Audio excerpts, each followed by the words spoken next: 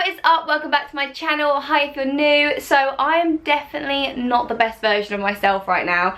I am actually on crutches as we speak, so I'm all booted up. Oh, that actually really hurt doing that. Don't do that again. But yeah, long story short, I basically broke my foot playing netball and now I am booted up and with crutches for the next 6 weeks, and I can't put weight onto my foot for 6 weeks, so I have to use the crutches. So it's kind of like losing your hands as well, basically. So yeah, that's kind of like my life update. But anyway, putting that to the side, today's video is all about alcohol and acne, and I just wanted to share kind of my experience with this and give you guys some tips, and also just share some things that I really wish I knew sooner, especially on the allergy front as well. If you have allergies, especially things like wheat or like gluten and stuff like that. So the first thing I want to discuss with alcohol is alcohol, full stop. It contains yeast, so if you have any kind of sensitivity or anything to yeast, then know that now. I have sensitivity to yeast, and I don't even know why, because obviously I know fermentation, like how they make alcohol, is from that process, but I never really put 2 and 2 together, and I realised that the yeast obviously in alcohol was affecting my body, hence affecting my skin.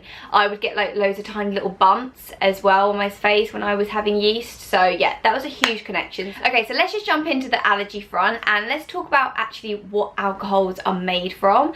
Now, be honest, like answer this in the comments below. Like, do you guys actually know exactly what every alcohol is made from? Like even from like a younger age, I guess when you're going through that period of drinking maybe more, do you actually know what you're drinking? Because I'm gonna be honest, I had no clue. If someone said to me what's a vodka made from, I'd be like, I actually don't know. Now, the main thing that I'm getting at with this point is a lot of alcohols actually are derived from things like wheat and lots of like things like barley, rye, and those kind of grains. So a lot of alcohol actually either isn't gluten-free or it is derived obviously from one of those things which are very common allergens, especially wheat. So it's definitely one to check even on your alcohol bottles if something is still gluten-free. Just because it is a liquid doesn't mean it's actually still gluten-free. That's the same with beer. And this one's a bit more of a one that a lot of us know more about, because we know that beer comes from that source. We know on a gluten-free diet, you know, you can't have beer, and then they do like gluten-free beers and everything. But I just wanted to raise the point that it still goes for spirits as well. So some examples of this are vodka. There's some brands that are derived from like corn, which is absolutely fine, or potatoes.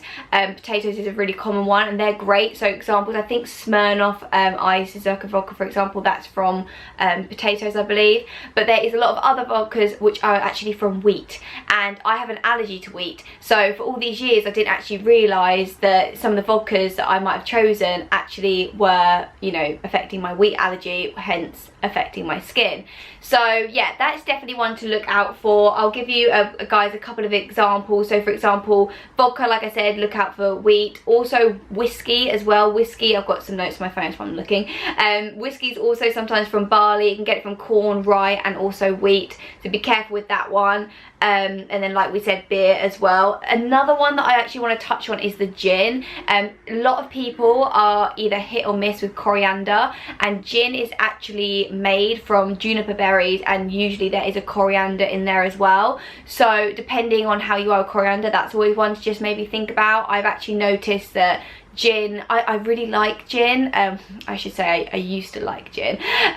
But yeah, I used to really like gin, and I did notice though that I used to get a headache a lot after having gin, and I can't eat coriander. Coriander literally gives me the worst migraine. So now that makes sense. So basically I highly recommend, if you do drink alcohol, to do a bit of research online. I'll try and find some links and put them in the description box, and yeah, just see what brands are, for example, gluten-free or wheat-free, whatever, and just see which one is the best suited for you. Maybe have a list of them on your phone. That's always really handy. Okay, so talking about acne, something that definitely is mentioned in some of my other videos, we talk about the link between our hormones and how sugar can affect our hormones as well. So for this point, I'm definitely talking to you guys who do find your skin is aggravated by sugar, and there's 2 things you need to look out for in alcohol. One is the sugar-based alcohol. So for example, rum.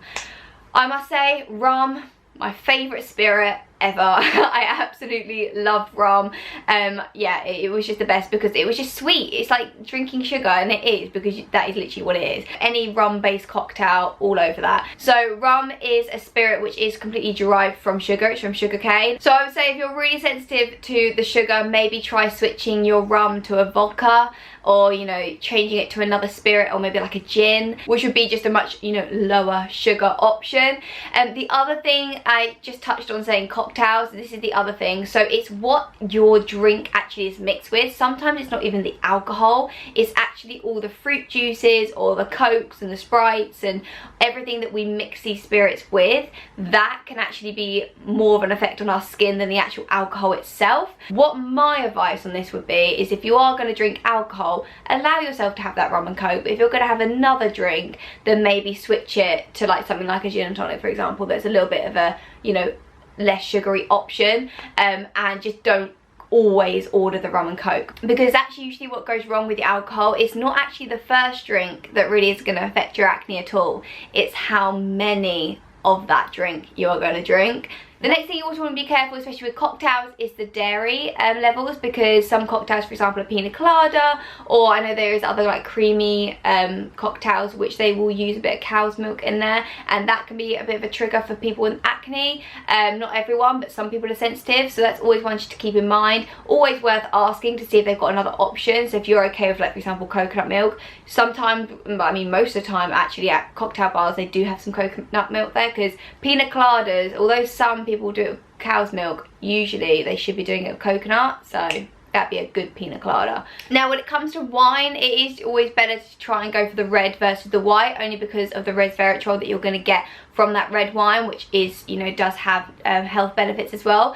Now that being said, I'm not saying that drinking red wine is healthy for you. In fact, actually, to actually get like a therapeutic you know, response of resveratrol in wine, the amount you'd have to drink would just be not recommended. So you're getting such a little amount, so it should never be looked at as a health thing to do, having a glass of red wine, which I think nowadays it's very easy for people to go, oh yeah, a glass of red wine, my dinner, is good for me, and I think that's kind of like, no, not really.